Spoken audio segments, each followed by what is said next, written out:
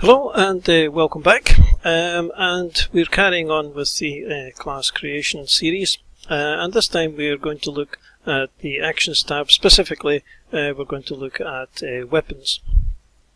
We saw in an earlier video that we gave Bob a long sword, but we didn't give him anything else weapon wise, so let's sort that now. Let's go into weapons and let's give him a light crossbow, and let's also give him, just for fun, a dagger as a backup weapon, and we should also maybe give him a quiver to hold some of his crossbow bolts in.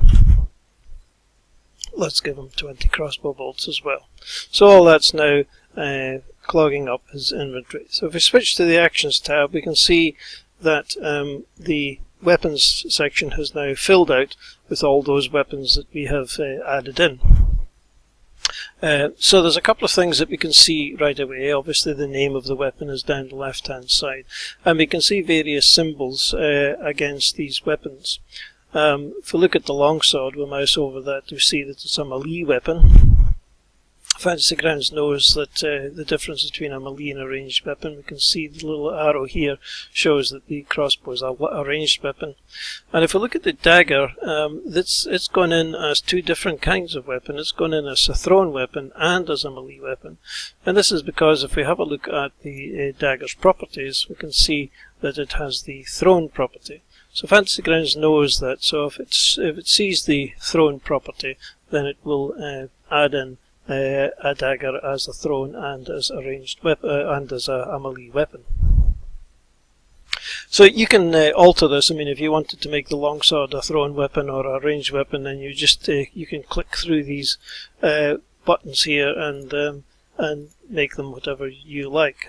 This is only useful, of course, if you're creating weapons here, but the default is fine. And you can also see here down this column that the attack dice, these are the attack dice, and you can see that in all cases, apart from the crossbow, he's getting a +3 to his attack. And this is because, of course, if we go back to his main tab, his strength is 2, and that's what the base for thrown and melee weapons are, and his dexterity bonus is 1. And that's what ranged weapons feed off. So hence the reason why his ranged weapon has only got a +3 to attack rather than a +4. And we can also see in this column here the damage, and in all cases again he's getting a +2 bonus for his strength, but he's only getting a +1 on his ranged weapon. We've got a little icons here which we can click on to get more details about the weapon itself. Now if we have a wee look here at the longsword, we mentioned this earlier, we'll see that the longsword has got the versatile property, and that means that Bob can use the longsword either in one hand, in which case he gets 1d8 slashing damage, or he can use it in two hands, in which case he gets a little bit more damage, a 1d10. So we want to be able to automate this. We want to be able to allow Bob to have the ability to swing his longsword two-handed or one-handed. So we've already got the one-handed in, so now we need to put in the two-handed one, and we would do this by creating a new weapon line in the Actions tab. So we click the Edit List button here, and then we want to add a weapon, so we click on the little blue Add Weapon icon, and that creates a new line for us. So we type in a name. So it's a longsword, so we'll just call it longsword. But we want to differentiate this from the other longsword and give us some kind of visual clue as to why we've got this weapon line here. So we'll call it longsword two-handed. Now you can see that the default here is a melee weapon, which is correct. And the default damage or the attack has already gone in based on Bob's strength and his proficiency bonus. So we're already getting the +4 bonus for that. But we've got nothing here for the damage as yet. So this is where we need to click on the little magnifying glass at the end of the line here to open up the weapon properties so that we can fill that in. The name has already gone in, and under here we could, if we wanted to, type in Versatile 1d10, but it isn't necessary really. And then we come to the attack portion of the weapon. Now we don't really need to do anything with this at all because, as I say, we've got the correct +4 bonus in there already. And this is what the stat base means. It means that the base stat is being used for this weapon, and if it's a melee, the base stat is strength. If it's range, the base is dexterity. If you had a finesse weapon here, for example, then you might want to change the base stat here to dexterity if it was something other than the base. Having said that, if you do equip a finesse weapon, then Fantasy Grounds will actually use your best bonus. So if, for example, your dexterity was +3 and your strength was +2, and you equipped a finesse weapon, then Fantasy Grounds would use the +3 as a default. So you may not need, even with finesse weapons, you may not need to change anything the stat-wise other than leaving it as base. There's no bonus here, and we know that Bob's proficient with the weapon, so we don't need to worry about the yellow star at all. So this part, the attack part, we can leave exactly as it is. But we do need to add in the damage for the weapon. So we can click on the Edit List button here and there on the green Add Item. This brings us up a dice box.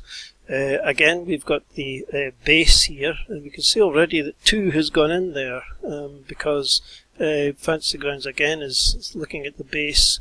For a melee weapon, the base damage is going to be strength bonus, so the 2's already in there. And then we've got a bonus and we've got a type.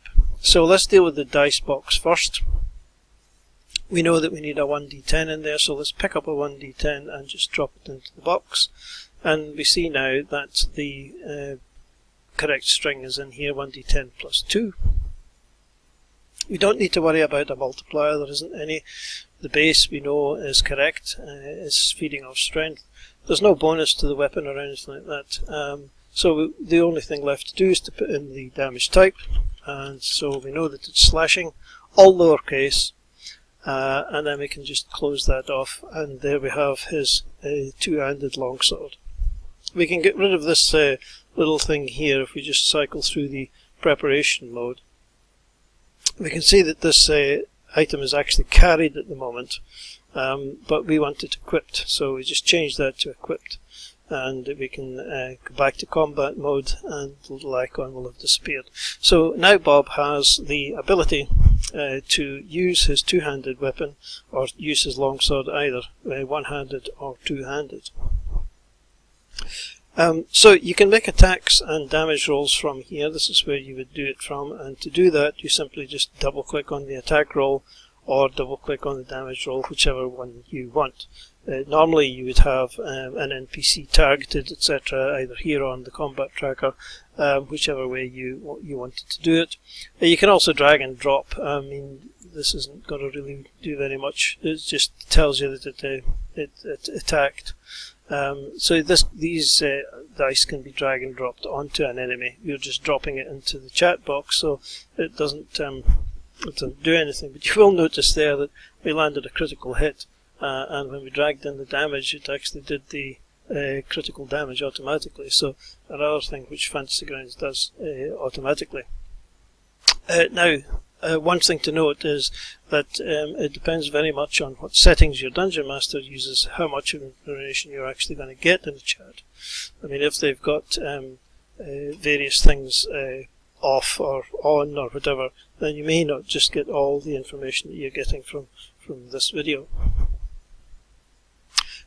So let's have a look at the crossbow now, and we mentioned earlier we gave him some crossbow bolts. So we gave him 20, so in this ammo box now we can type in 20, and a row of dots, 2 rows of dots in this case, comes up showing that Bob now has 20 bolts for his crossbow. So when he now uses one of his crossbow bolts, when he shoots one off, you'll see that a little tick appears showing that he's used up one of his bolts, and if we make another attack, he's now used up 2. Should he recover an arrow, you can just click on the thing to clear it. One thing to note, because a lot of people do this, is if you use your quick bars to make attacks by dragging the attack, for example, and placing it on the quick bar, when you make an attack from the quick bar like that, you'll see that none of the arrows gets ticked off.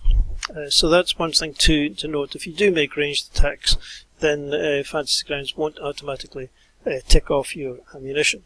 And another thing to note is that if you've run out of ammunition, Fantasy Grounds will still let you make attacks. There will be a wee note comes up to say you're attacking without ammunition, but it won't physically prevent you from actually making an attack. So that's something that you and your Dungeon Master need to pay attention to. Now there's one other thing that you might want to do here.